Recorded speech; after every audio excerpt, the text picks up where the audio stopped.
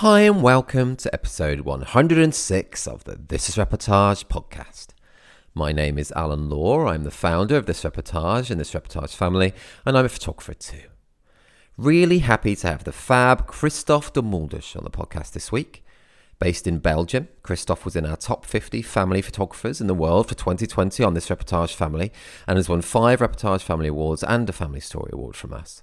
He was also a judge for us for collection 8 of our Family Awards, and he shares his experience of judging and tips for people entering on the episode today, as well as many other things, including why participating with your families helps to build trust and rapport, an editing tip that saves him a lot of time, a certain phobia he has, a walkthrough of a typical family shoot from enquiry to delivery, what success means to him, the story behind one of his specific Reportage Family Awards, his love for the Mars Volta, and much more. Hey, Christophe, how you doing? Hi, Alan. I'm fine, thanks. How are you? Oh, good. Yes, I'm all good. Thank you. How's I'm going to ask it. I've asked it a lot. How's the weather with you? You're in Belgium, aren't you, at the moment? I'm in Belgium. Yeah, it's not sunny. Is it not? No. The least I can say. It's very windy, but I think in England it's even worse, right? Yes, that's right. We're in Storm Eunice at the moment, and I live in Cornwall, so it's been a red weather warning here at the moment with like 80 miles an hour winds, which is a bit breezy, but yeah, it's okay. It's just starting right now. Yes, it is. It was 7 this morning. And lots of schools are closed and all trains are off and everything. Yeah, same here. Oh, right. Yeah. Is it proper windy as well? Then we do. Yeah. Yeah. And also my kids, their school is closed as well, and trains are cancelled and everything. So it's a big storm. It is, isn't it? Yeah, it's quite exciting though as well. To be around. No, that's cool. What's the weather like normally at this time of year in Belgium? I've never been to Belgium. Actually, but you should. Yeah, I would like to go. Lots of beautiful cities here. Really? Is it a similar kind of I can't even think of the word now. What's it? I can't even think of the word. Is it a similar kind of weather to England, to the UK? I think so. Maybe in summer we get a little bit more sunshine than you guys. Oh, okay. I bet you do. But in February, normally it's really cold here as well. Last year there was snow, and so in summer we have sun, but not 2 months of full sunshine. So okay. I think it's a bit similar. It sounds similar, but a bit nicer than the UK. A little bit nicer, maybe. Yeah. Yeah. Was the snow? Do you often get snow then? No. I think it's been once in 5-6 years. Oh, okay. That's similar to us as well. Actually, we've bought some sledges for my kids, and they've never used them. They've never seen snow. My kids, really. Yeah, last year we got a large amount of snow, even, but than the years before that we had nothing. Oh, okay. There's a bit similar then. It's a bit similar. Have you ever been over to England? I've been in London twice, but that's all, I think. Oh, okay. That's cool though. London is cool. It's a cool place to visit. London is a great city, yeah. So I live in Cornwall, which is very southwest of England. But I go to London semi-often. I like to visit London. I like to come away from it as well. It's so different to where I live. I live really in the countryside with hardly any people. And you go to London, it's like, wow, it's like millions of people. It's Yeah, here in Belgium we don't even have countryside. It's really? And then the little towns in between the cities. So okay, cool. I need to go. Can't believe I've never been. I do need to go.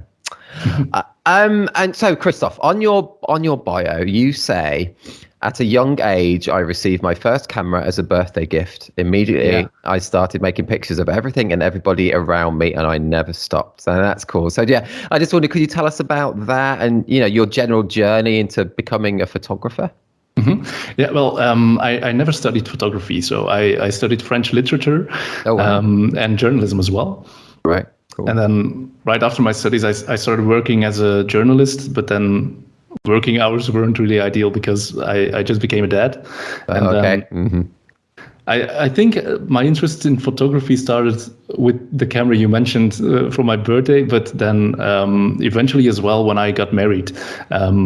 My wedding photographer was like this really nice guy, and he had amazing pictures, and I realized that wedding photography was something that I wanted to try as well.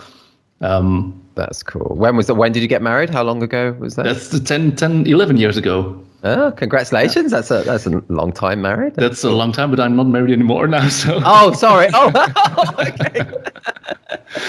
but yeah, if I was never married, maybe I'd never have become a photographer. So it's a good thing. Ah, that's true, isn't it? Yeah, that's true.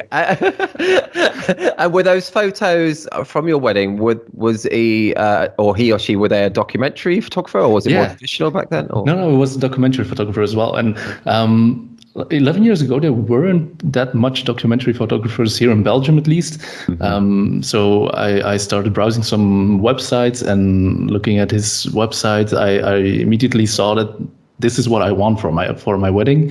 And then when I saw him moving around at my wedding, and when I saw the pictures afterwards, I thought, like, wow, what a crazy fun job to do. And I really want to try that as well. Oh, that's cool. And you were a journalist at that time, were you? Yeah. Then I was a journalist. And then afterwards, I worked as a French teacher as well in school, while starting the photography business with a friend. But now I'm a full-time photographer, of course. And I think... Yeah, sorry. I was going to say, how did you make that step then from, teaching French and journalism, and how did you get your first photography gigs? Did you start with weddings or family work, or? I started with weddings. Yeah. Actually, I started a company with my best friend. We wanted to do something together, and we never got a chance to study together because he's a year younger than me. Okay. And then we just said, let's do something together. Let's start a business and do photography, because it's something that's it's a mutual interest.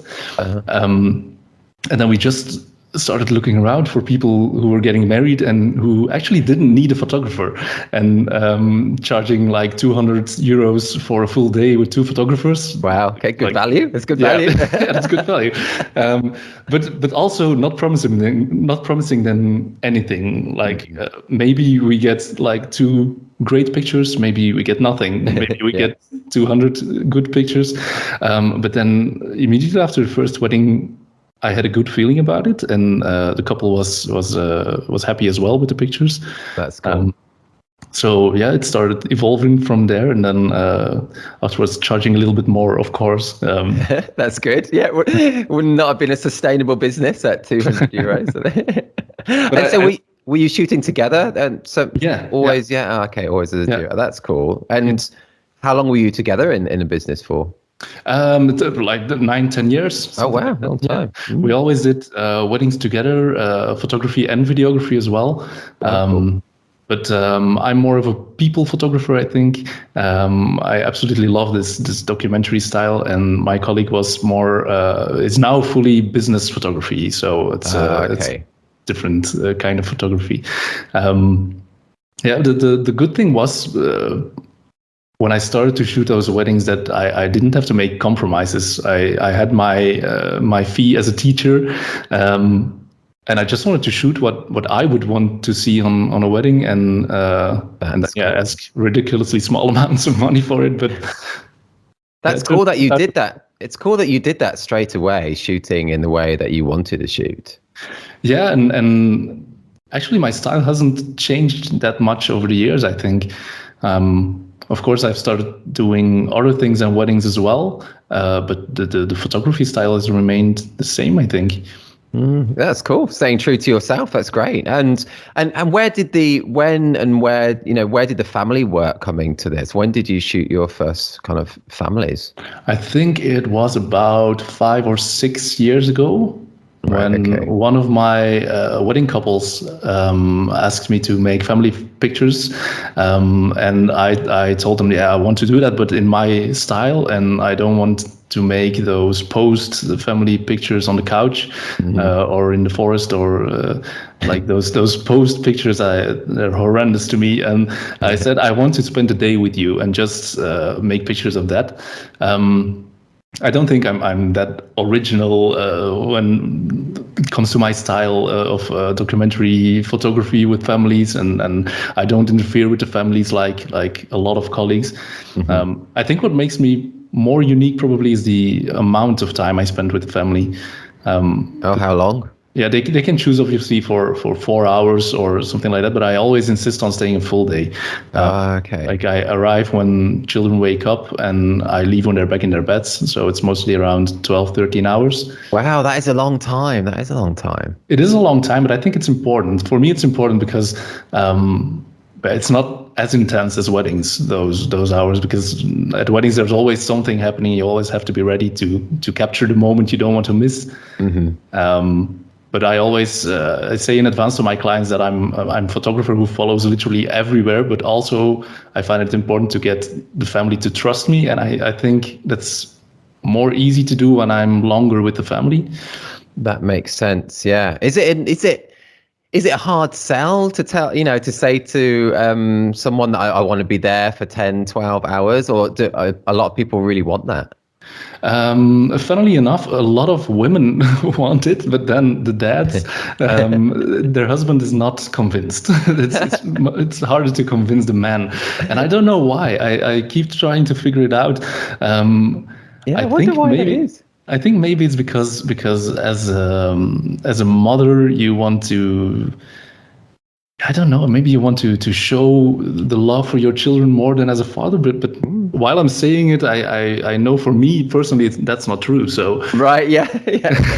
So I don't know. Maybe it's maybe they just don't want to have a stranger for 12 hours in their house and not being able to sit down on the couch and scratch their balls. Yes, that's like true. That. That is a good point. I don't want that on camera. Yeah. Yeah, but I will say do whatever you want to, and even I've had families who say at noon, yeah, we're going to take a nap for like an hour or two, and I'm sitting there and waiting until they wake up, but that's fine. Wow. No, that's cool, isn't it? Yeah, because that's them doing them. That's exactly that. No, that's really cool, man. That's really cool. Do you find it quite easy to get on with your families and make them kind of feel relaxed? Do you have any tips for people listening to, because a lot of people I think are concerned of being able to capture families totally naturally and then feeling at ease in their presence. So is that something you find quite easy to kind of build rapport? And yeah, in my experience, it always takes an hour or two maybe to be able to walk around unnoticed in a family. What I do to get them to trust me is participate. Actually, I always say I'm a fly on the wall, but actually that's not true, because I really participate in for example, when they play board games, sometimes I join them. Oh, cool. That's cool. Or I play the couch potato with them as well to bond a little. Obviously, I always have my camera ready when something happens, but especially for the children, I see it as a way to get them to trust me more. That makes sense. So they part of it all, rather than someone just kind of watching them from afar. Yeah, because the first hour they're always looking at me like a strange intruder in their living room or in their bedrooms, which is super creepy to say. But almost all children tend to take me by the hand on a walk afterwards after a few hours, or sometimes there's even sort of complicity when they're mischievous. I understand that. Yeah. Yeah. For example, I once had this little girl who was taking a bath, and her mom was doing something in the other room. And I saw her looking at me with a smile, and I just knew something was going to happen then. And she started pouring the bathwater out on the floor. And I don't think that children will do that in the first hour or in the first 2 hours that I'm there. But afterwards, they get to trust me when I'm hanging around long enough, I think, and then it comes naturally, apparently. Oh, that's really cool, man. And that's a lot. It's saying a lot about you, and that they can feel at ease in your presence. And, we've never spoken before. I can just get that sense from you, how just very approachable and friendly you are. So that's nice. Thanks. Yeah, but it's true though. That's really cool, man. Really cool. I find it important for people to be able to be themselves, like the parents and the children to really be themselves. When you're angry, when you're sad, when you're happy, all those emotions are much more genuine than the fake laugh when you get these posed pictures. So totally. Yeah. Totally understand that. And I was just thinking about one of your images actually, because it's your banner image on this Reportage Family, and you won an award for it as well. It's black and white one, a family at on a couch with with the three children are all doing different things, and the parents are either reading or on their phone, and so. And it's just such a great capture of family life, so real and so much going on, but everyone just being themselves. I think that's such a cool image. Can you tell us a bit more about that specific shot? Yeah, I think it was like 6 hours in the day, and those parents had done like everything with their children. When I got there at 7 a.m., they were making breakfast together, and they were eating together, and they were playing together, and then they were reading stories, and they were doing everything together, and then going to the shops and going to the park to go for a walk. And after a few hours, they were just tired because they normally didn't do all that on a weekend day. And I told him, but just be yourselves, because you're going to have normal spontaneous pictures anyway, so you can just go sit down if you want to. And he said, oh really? Okay, then we're going to do it. And indeed the father is checking his phone, and mother is reading Snow White and the Seven Dwarfs, I think, to the girl. No. But what I really like in this picture is the connection between all the family members. There's a connection between everyone, and the hands are touching each other, and there's just everyone is involved, even the little one who's sitting on the floor. Everyone's part of this family, and that's what I really like in that picture. It's so cool, man. It's really cool. Yeah, I get that, seeing that connection between them all. Mm-hmm. I love the shot it from above as well, getting them all. It's just such a cool frame, just such a great capture of family life. Yeah, I love it. Yeah, really. And I think it's a while ago that I took this picture, but I think I was on a chair for this one, or on the table even.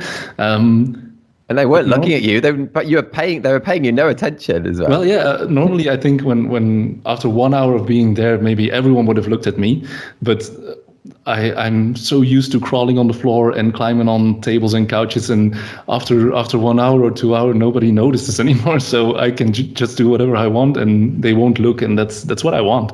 Yeah, no, that's cool. That's perfect. And anyone listening now, do head to thisreportage.com or thisreportagefamily.com, and I'll include that Reportage Family Award that Christophe just spoke about. It's awesome. Do you have kind of favorite lens or focal length for your family work? I always have two cameras with two lenses. One is a 23 millimeters and the other one is 56. That's Fujifilm, so crop factor of 1.5, I think. Okay, yeah. Cool. To be able to come close with this wide angle lens, I really want to come close, and I feel for me that's the most, the 23 millimeter. It's the lens I use the most, because you can use more layers in your photos. Mm-hmm. I feel you can tell more of a story within one picture by using a wide angle lens. That's true. And obviously the longer focal length lenses are a delight to use when children are doing things that they're not supposed to do, because you can stay away a little bit but still get them up close. But normally I prefer to really physically come close to the action.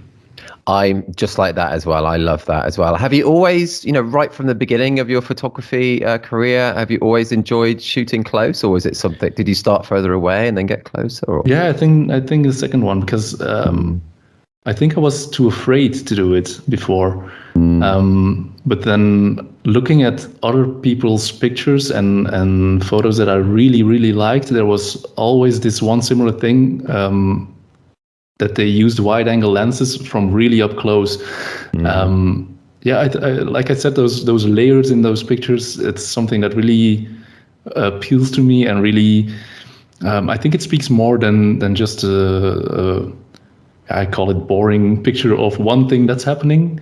Mm-hmm. Obviously, it's not necessarily boring, but I mean in terms of layers in the picture, in terms of storytelling.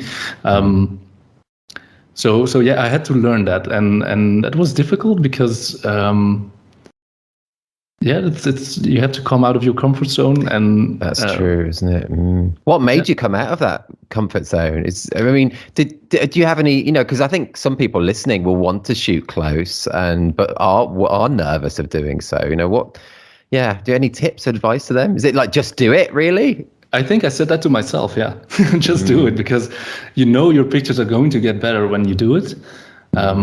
So just do it. Yeah. Yeah. I think the hardest part for me was to include that in wedding photography as well, because with families you have those little children who don't care if you're close or far away. But then to implement that as well on other photography, like the weddings, that was harder for me, because everyone's looking at you when you come too close. And during bridal preparations, for example, as a male photographer, you don't want to be right in the action all the time. But yeah, I feel for me that my pictures are better when I get up close. So I totally agree. It's exactly the same. And so I shoot with on 25mm, about 80% of my photography, super close. What's benefited me? I mean, I was close when I was working on the Canons, but now I think I'm even closer sometimes with the Sonys. I shoot with the screen the whole time, and so I can be close and I'm not like breathing on people. I can hold the camera at arm's reach, and the total silence of them also helps with shooting close, isn't it? That's really handy, I think. Yeah, it's true. And yeah, you don't have children looking at you all the time when it clicks and laughing at you, because they're used to do that for their parents. Yeah, that's so true.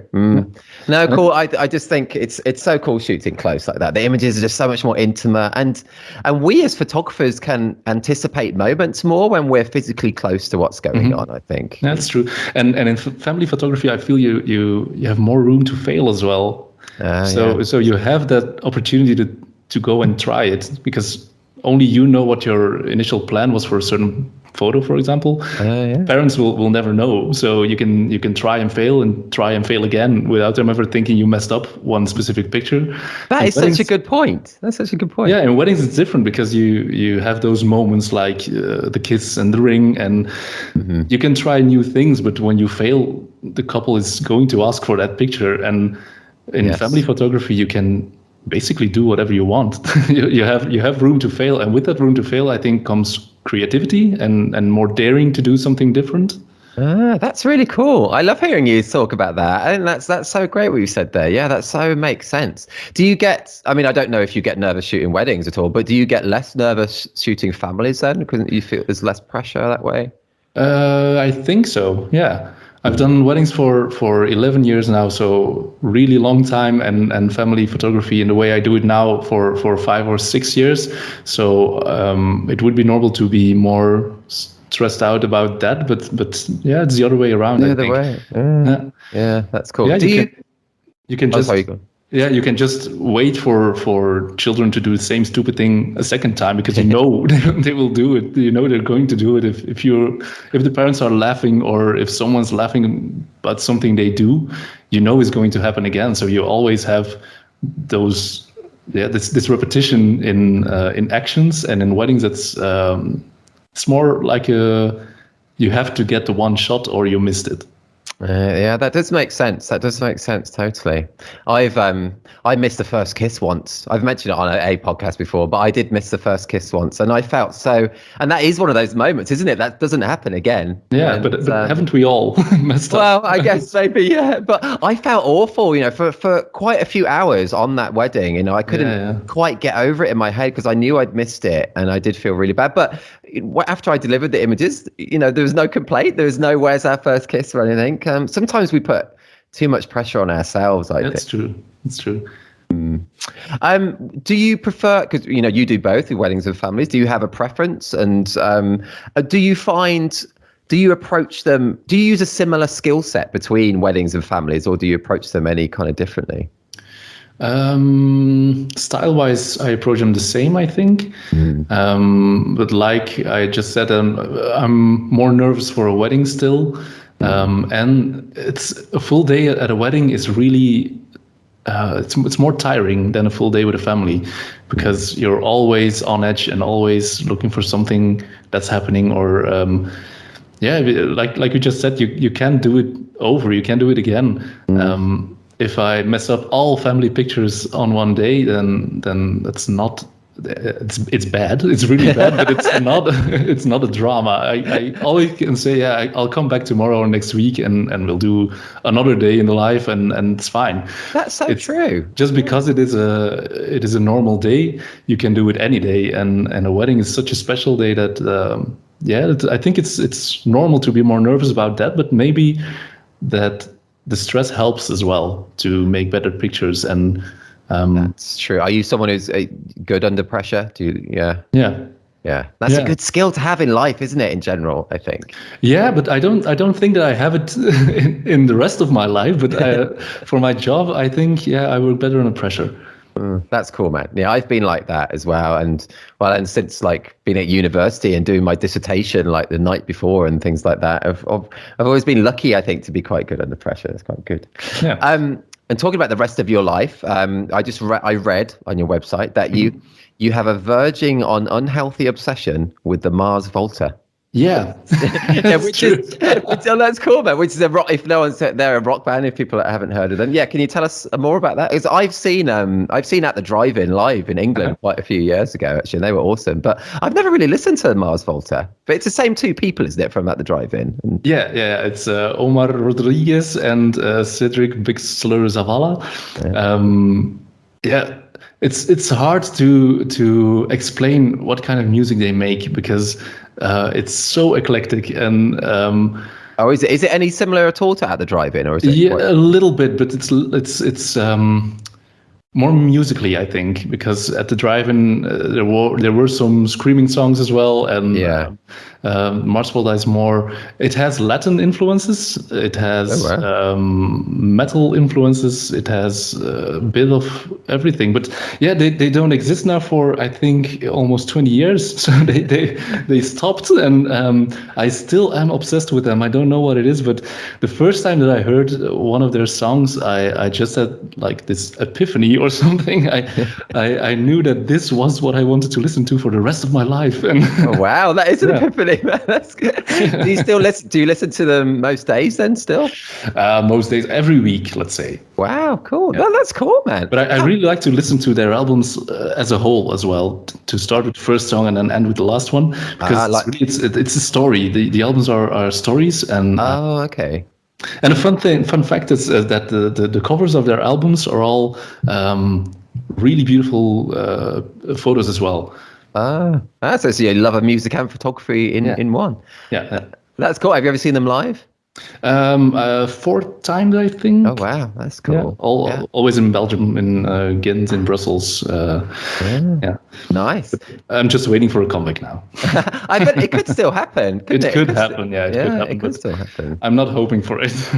What other kind of bands do you like then? Do you like similar kind of genres of that time? I love talking about a band that has like stories throughout their music. Do you like Coheed and Cambria? Have you ever heard of them? Never heard of them. No. They have like stories throughout their albums. That's similar-ish time. So what other kind of bands do you like? A lot, actually. I don't have one genre, or I like whatever I think is good. It can go from classical music. I studied piano as well when I was young, and I can be as ecstatic about the third piano concerto of Rachmaninoff, for example, which is this crazy, insane piano piece. Those are songs that I can listen to with my mouth open and just be away from the world for 20 minutes. And I have that with those classical pieces. I have it with the Mars Volta. I have it with some very good Belgian bands we have as well. All right, cool. Yeah. So I'm not pinned down to one musical genre, I think. I think that's really cool to be eclectic with your musical taste. And I love that. I love all different genres as well. That's really cool. Do you still play piano now? From time to time, but mostly to accompany my daughter who is singing children's songs. Well, that's nice. That's so nice. I can't read notes anymore, so It's just copying something I hear on radio or something. Yeah, that's a skill to be able to do that. That's I guess. I've never learnt music. It was really bad. So I've played guitar and drums and stuff, but I've never learnt to play music, which is a bit of a life regret. I guess it's still not too late, is it? It's not too late. No, yeah. Okay, it's something else to add to my to-do list of things I should do. Christophe, changing tack slightly. What is quite a big question though, actually. What does it mean to be successful to you? You know, what is success to you? Difficult question. I guess I feel successful when a family or a couple sends me a mail or calls me to say that they're really happy with their pictures. I think that's more than awards and more than being the best here or there or being invited to great podcasts like this. I think feeling successful for me is more about going to an assignment and coming home with 300 pictures, sending them to my clients and receiving a mail where they are really ecstatic about it and really, that they say you really captured us as we are. That's cool. You can't ask for more than that, is it? That's awesome. Yeah, that's the main goal. Yeah. Do you get that quite often then? That great feedback? I bet you do. Yeah, mostly. Yeah. Not always, obviously, but I've never had bad experiences with family photography as I think about it. For weddings, I've done over 200 weddings now. Right, a lot.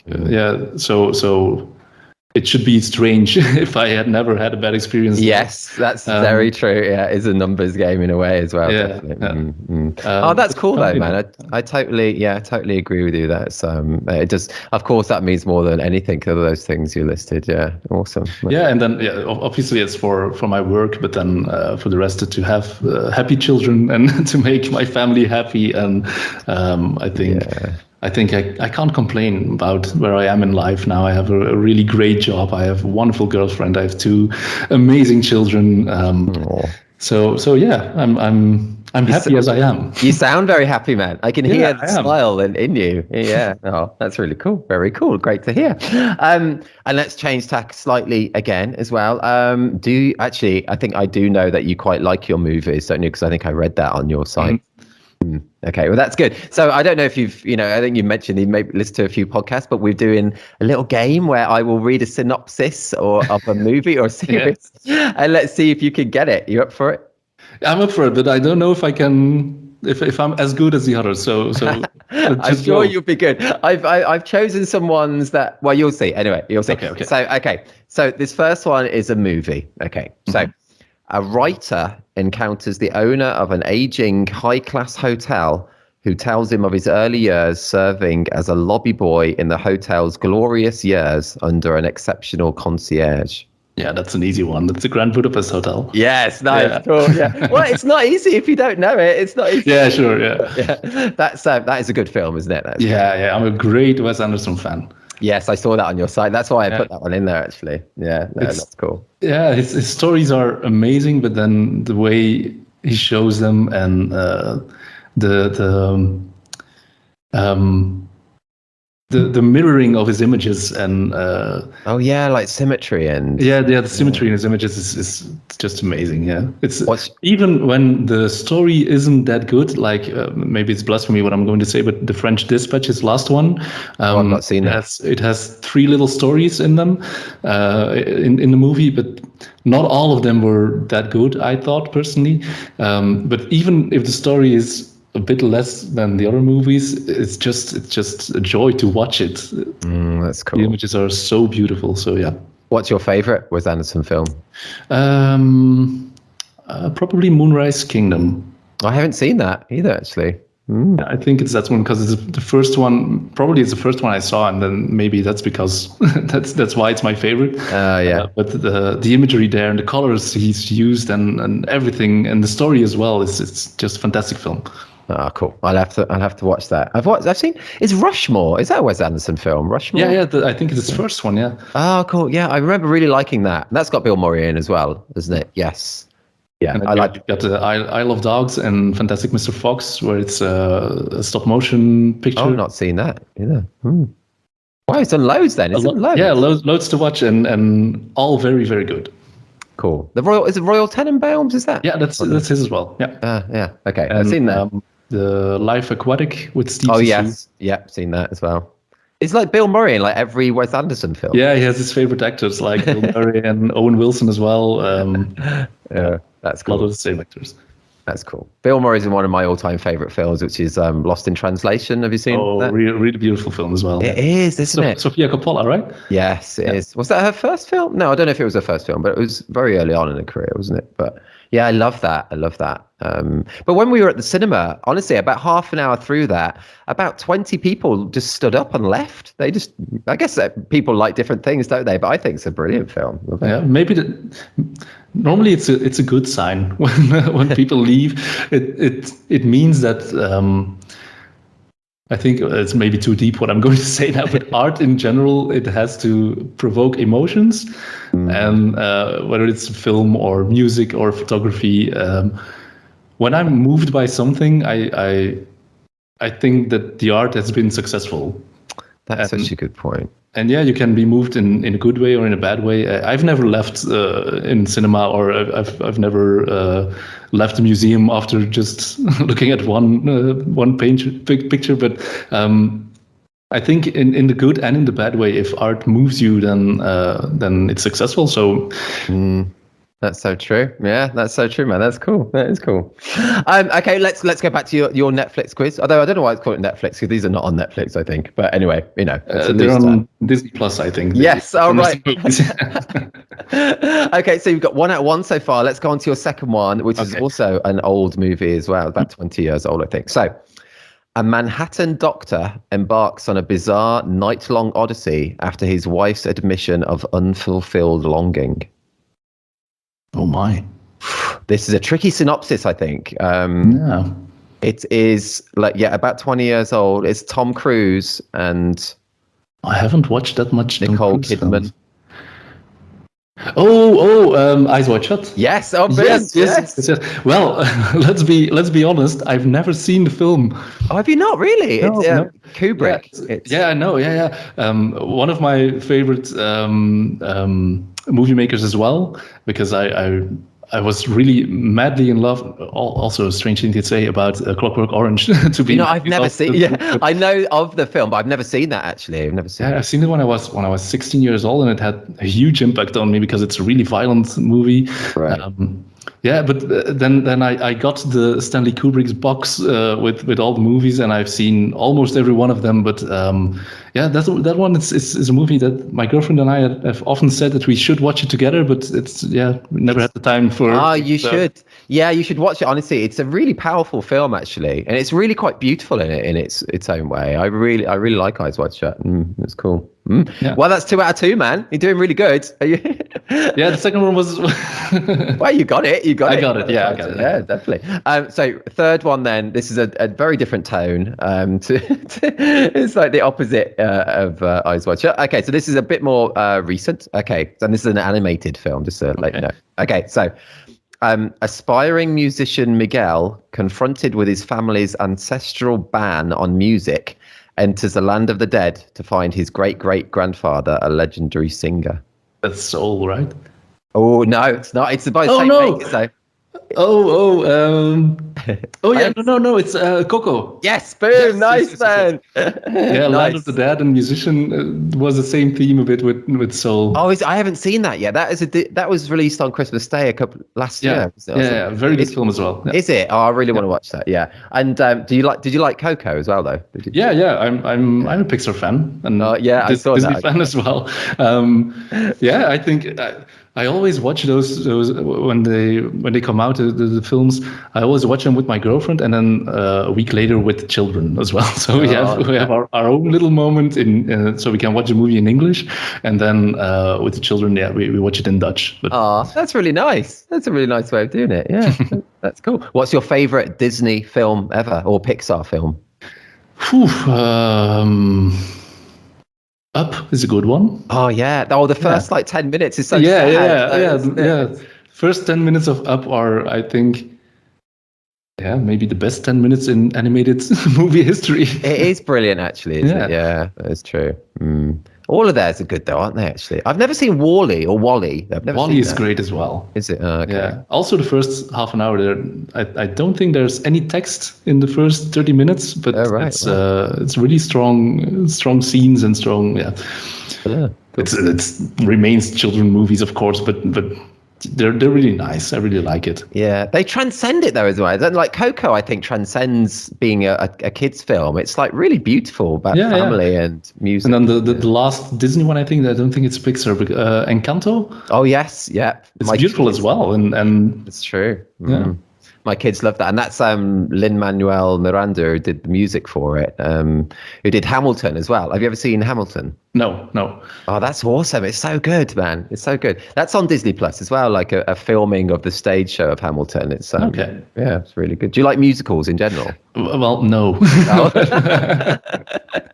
No, actually, to be honest, I hate musicals, but I think it's because my parents always took me to musicals when I was young.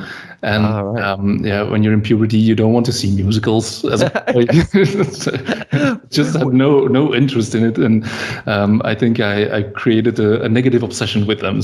But maybe I should give Hamilton a chance. Yes, and it's quite different because it's more kind of rap, kind of spoken wordy songs, it's really good though. He's so clever. He's a genius, honestly, writing all those things. What musicals did you go and see as a child then? The Andrew Lloyd Webber musicals, the Cats, Phantom of the Opera. Oh yeah. Cool. Did you see them in Belgium? Yeah, in Dutch. Cool. We have a really big musical scene here in Belgium, actually. Oh, right. Oh, that's cool. I saw Phantom of the Opera about 10 years ago. I loved it though, man. I loved it. It wasn't that bad, but I just couldn't go to school and say, you know what I did this weekend? That's true. A musical with my parents. Yes.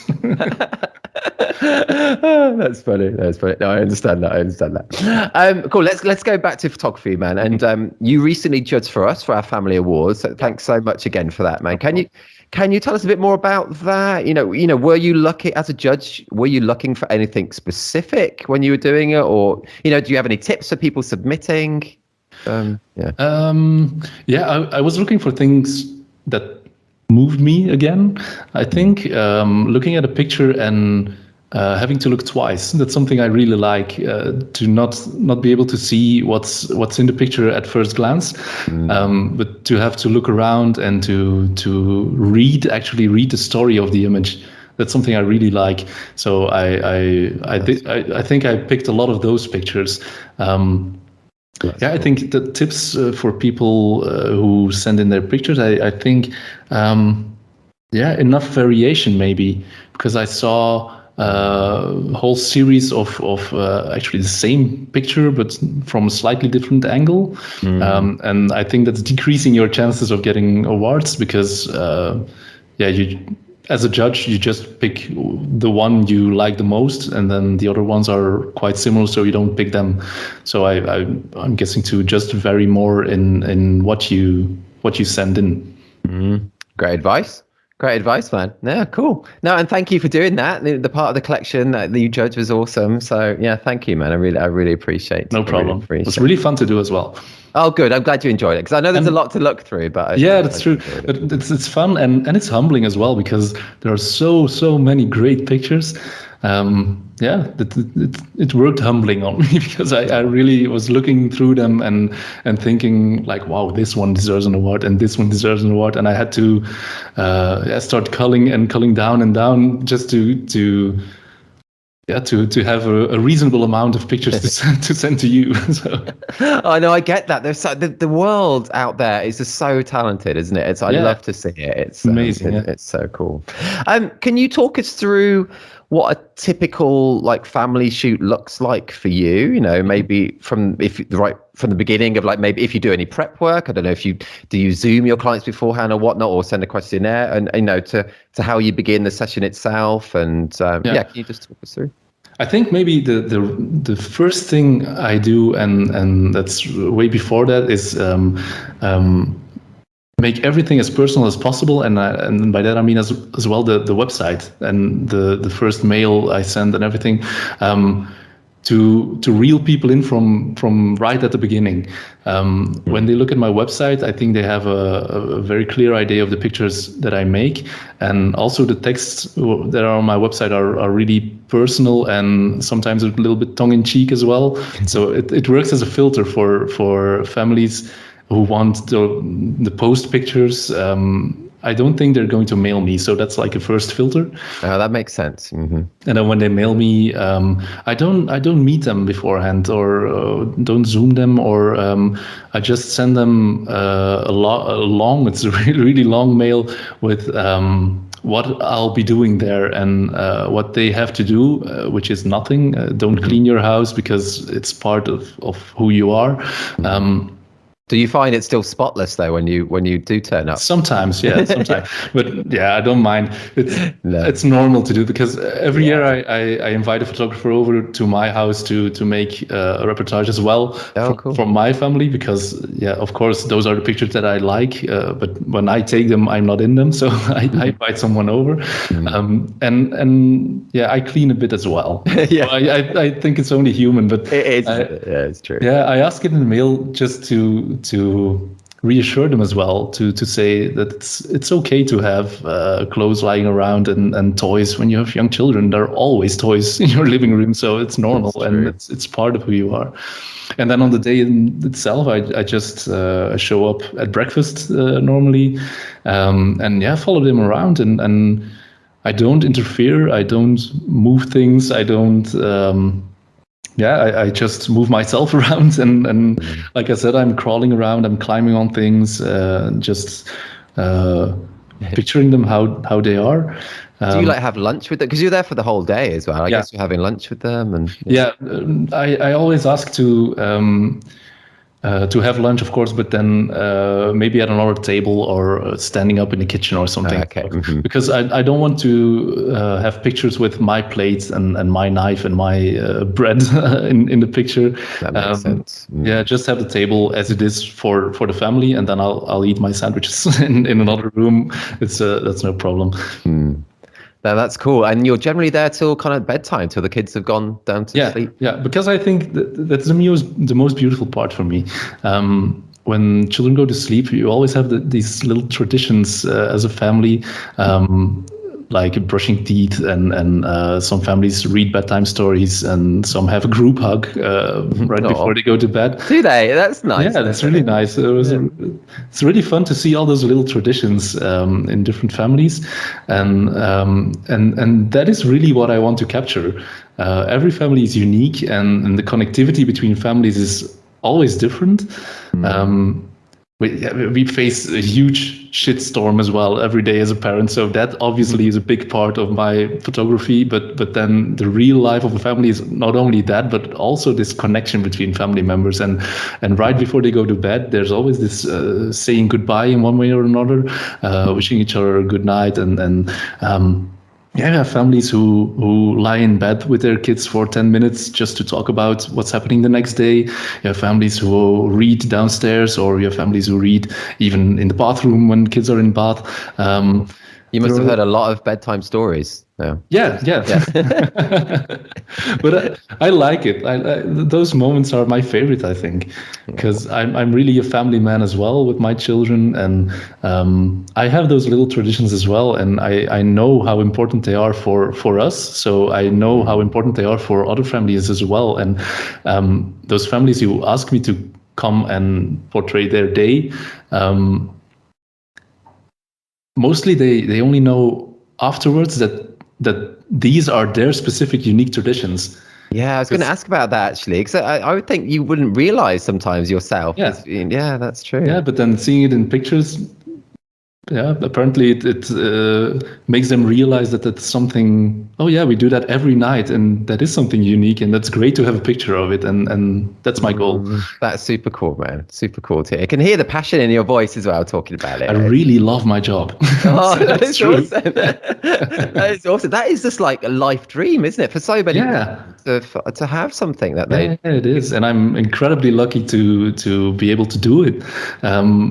Yeah, I'm thankful every day, and now of course in winter it's a bit calmer because there are no weddings.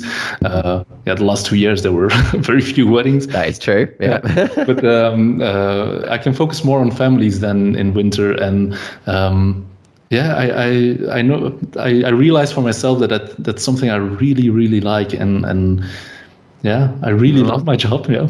It's super cool, man. It's super cool to hear, and it comes across. So it really comes across.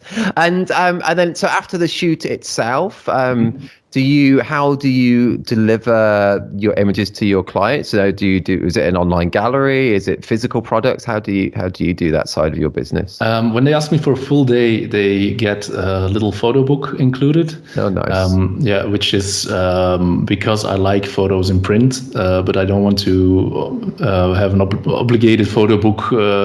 They don't have to buy photo books from me. They can, of course, but I always like to include something in print. That's nice. That's partially because the reason I said, and partially because of VAT reasons. Okay. Yeah, we can here in Belgium. I don't know how it's in England, but if you have a photo shoot and you include something in print, you can ask 6% VAT instead of 21%. Oh wow, that's a huge difference. Yeah, so that's a huge difference. So for a full day, I always include a free photo book, a little one, it's 20 centimeters, something like that. So it's quite small, but it's something to have. Yeah. And all the other pictures, I just send them digitally mostly. Cool. I used to deliver them on USB stick, but I think that nowadays USB sticks are maybe they're outdated already. So that's true, isn't it? Yeah. No, online gallery, same here as well. That's cool. Maybe one thing to add. While I'm doing post-production, something that's maybe a tip for some people. I don't do it for weddings, but I do it for family photography. When I go culling my pictures, I do it from back to forth. So I start with the last one, and then I go back because I find myself often sitting 10 minutes in one corner of living room waiting for something to happen because I know that this kid is going to do that, and I want to stay there and capture the moment. But then while I'm doing that, I'm making like 100 pictures maybe, and it's the last one that's always the best. So when I go through my pictures from back to forth, from the last one to the first one, I always see the best one first, and then I can just erase all the other ones from that same moment. That is a great. That sounds so simple, but that's such an awesome a lot tip. of time. Yeah, that makes so sense. Yeah, before I didn't do that, and I was developing pictures that were quite okay, but then the picture after that, that's better. Maybe I should do this one, and then I lost some time, and then another one, and then another one, and then always the final picture is the best one for me at least. So. Well, yeah, and that totally makes sense, man. But you say you don't do that approach for your wedding editing, because in theory, I guess it could work for a wedding as well. Yeah, but at weddings, I don't find myself 10 minutes at the same place waiting for something to happen. So that's true. Yeah, I prefer doing it chronologically. Then I don't know why. Maybe I should try it once to go. Yeah, try it after this. We'll see. But I think that is such a great tip, then. That's such a great tip. That's really cool. Really cool. That was really great listening to how you approach everything from beginning to end. That's really cool. And part of that you spoke about just recently. The initial bit of that was how your website was so personal, and it was kind of an initial filter as well. And your personality does come across on your website. I think that's really cool. And one of the things you say on your website, you say you have a ridiculous anomaly. Yes. And I'll let you explain what that anomaly is. What is that? I think the word in English is navel. Yeah. Yeah, it's a navel phobia. I have navel phobia. I don't know if it's something. I don't know if it exists, but I really hate it when people put their fingers in their navels. And I even hate it more when they put their finger into my navel, because I don't know why. It's really sensitive or something. I don't know.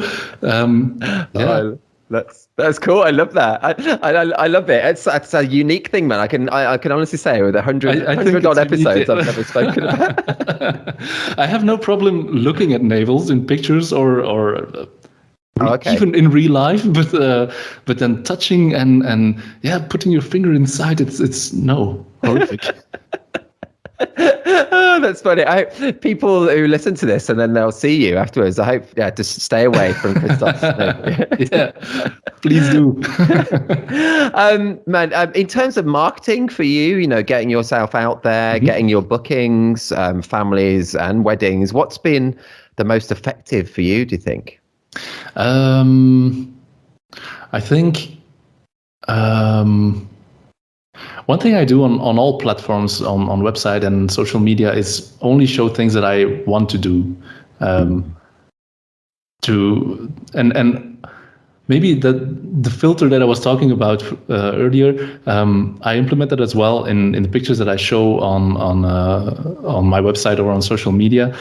For example, I deliberately posted some pictures of children on the toilet. Not showing anything, of course, but sure. to show that I'm there with them on that moment and that I'm really following the whole family everywhere. And that's a huge filter, because a lot of people might say, I don't need that. For me, for family photography, for me, it's more like eating together and that's enough.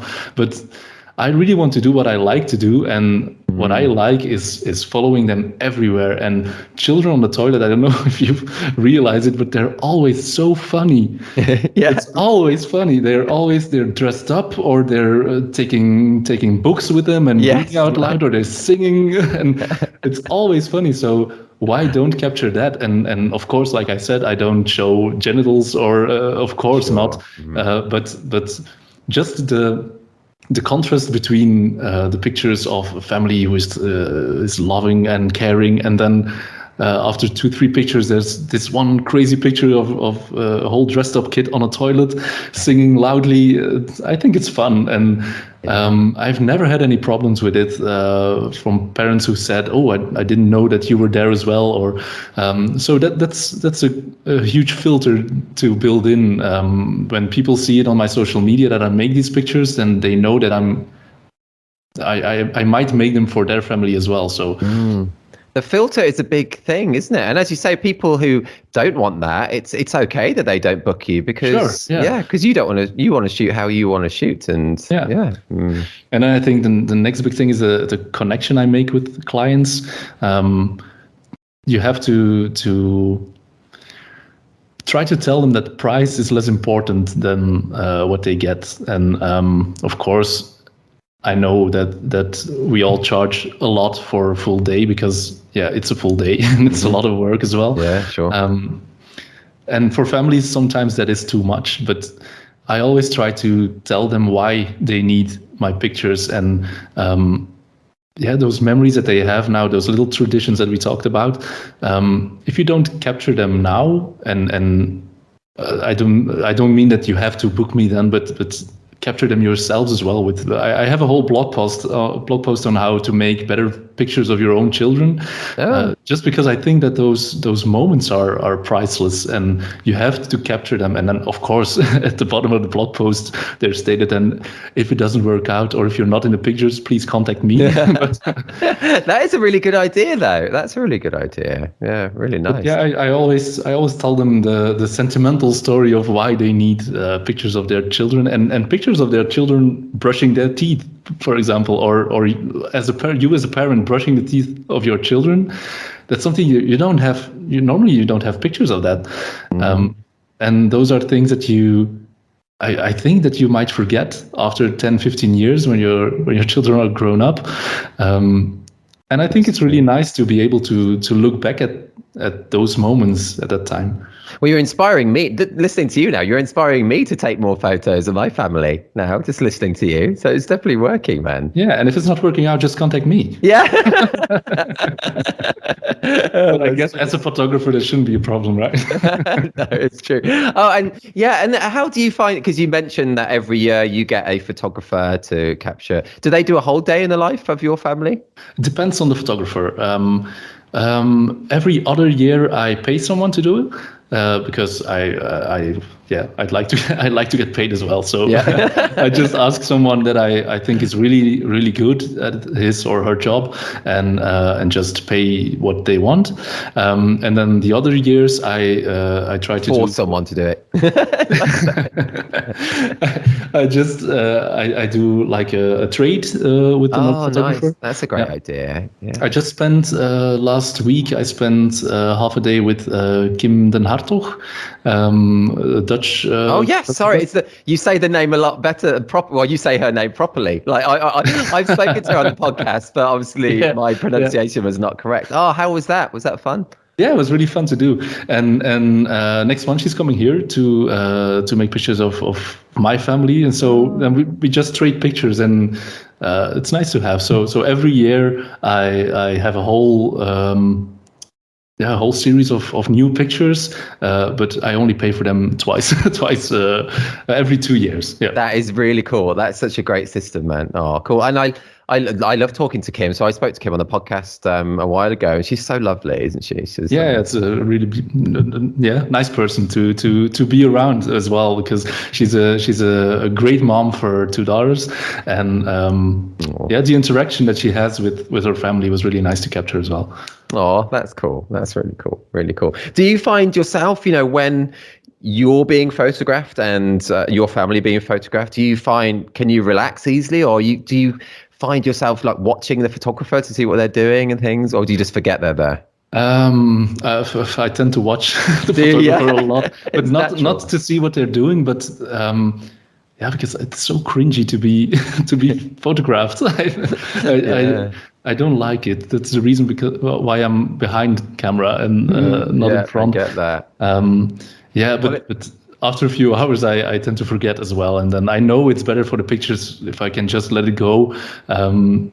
So it works. It always works, but it's not my favorite thing to do. I know that I will cherish those memories, and I find it really important to have those pictures, but the shoot itself and the whole day, I don't really like it. I understand that. So I also understand what we talked about with the moms trying to convince the dads. Oh yeah, because you're the dad. Maybe it's that, and maybe women are just easier, and maybe we guys are just. Yeah, we just hate it to be photographed. I don't know. Well, I think it's super cool that you do it, because it's something, as you just said, you don't, massively enjoy it, but it's important and you do it. And I think that's really cool that you do that, man. That's really cool. It is important, yeah. And I don't, I've still never had my family, never had someone come in and photograph my family, which is, I really should do. You really should, because those pictures are the most precious that I have. Ugh, I should do it. I need to get over the fact. I do hate I would be a groomzilla if I was getting married now, in the fact that I just hate myself in photos. I just do, I've got a real issue. I need to get over that. It's not about me, and my kids will grow up thinking they never had a dad when they look back at photos, and they're never there. I'm never there, so I need to do it. I do need to do it. It is easier because it's not posed, so you can just be yourself and relax on the couch as well if you want. Yeah. Okay, I'm going to do that this year. I'm going to say it on the podcast now to make myself accountable. This year, I'm going to have a family shoot done. There you go. Yeah, you won't regret it. Okay, man, that's cool. Christophe, I've thoroughly enjoyed talking to you. I've just gone down. I didn't. We've gone over an hour already. It's flown by. You're so great to talk to. You're so great to talk to. Thank you. I've just got time for one more, if that's okay. Yeah, sure. Okay, and let's go for What would be your top tips or top tip, or just your thoughts on helping someone become better at the documentary side of family photography specifically? So any tips to help someone become better at documentary family photography? I think the obvious one is to do it, and to do it a lot. The more you practice, the better you get. That's true, isn't it? Yeah. Firstly, when I started doing family photography, I contacted some wedding couples that I knew that they had children, and I just sent them an email. Do you mind if I come over to take some pictures of you and your family for free? Just to practice. And that's a great idea. And the first few series were abominable. They were really, really very bad. I bet they were. But then afterwards, you keep on learning, and also watch other photographers and look around on their websites, and On the This Is Reportage website, there are so many good, great photographers which have a portfolio that I'm just jealous of. Just looking. They'll say the same about you, though, man. They'll say the same about you. Just looking at those pictures and yes, seeing and getting ideas from them as well. I like to do it the day before I go on a shoot. I like to look at pictures that I really like and photographers that I really like, and I search for a series that they did. Cool. Just to be inspired, I think. No, I get that. Yeah. Oh, awesome. Man, also all great tips there and bits of advice. And the whole episode you've just been so great, man. Honestly, love talking to you. Thank you. Yeah, so good. Your English nice. as well is just amazing as well. Just so much respect. It's so good. It's ridiculous. I had quite a bit of stress for that. Oh, God, you're just perfect. I think you do speak better English than I do. I don't think so. I think you do. You do. It's a nice thing to say, but it's true. I think it's true. Man, yeah, you've just been just so warm and just so friendly and just so, yeah, I just really enjoyed it. So thank you so much. Thank you. Thank you. Oh, thank you for coming on, man. But people listening now, do head to thisreportage.com or thisreportagefamily.com. I'll include a link through to Christophe's site and that Reportage Family Award he spoke about as well. And man, yeah, I've got to get to Belgium one day. I need to go. Yeah, and sure, make a call when you do so. Oh, I'd love that, man. And likewise, if you're ever down in Cornwall in England or just in England at all, it would be cool to meet you, definitely. All right. Man, thanks so much. Thank you for the opportunity. No, thanks for coming on, man. Bye-bye. Bye-bye. Bye, all. You've been listening to the 106th episode of the This Is Reportage podcast. Really enjoyed talking to Christophe. Hope you enjoyed listening.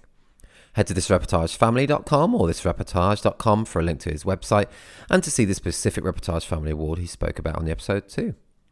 We now have 106 episodes of the podcast available, where we speak to family and wedding photographers from all over the world, delve into our back catalogue to hear from the likes of Sandra Stockmans, Phil Salisbury, Rowena Meadows, Lisa Hu Chen, Stephen Hareshaft, The Framers, Christian Levin, Else Corsten, Dan Morris, Dom and Liam Shaw of York Place Studios, Emma Collins, Pedro Villela, Sana de Block, Patrick Mattia, and many more.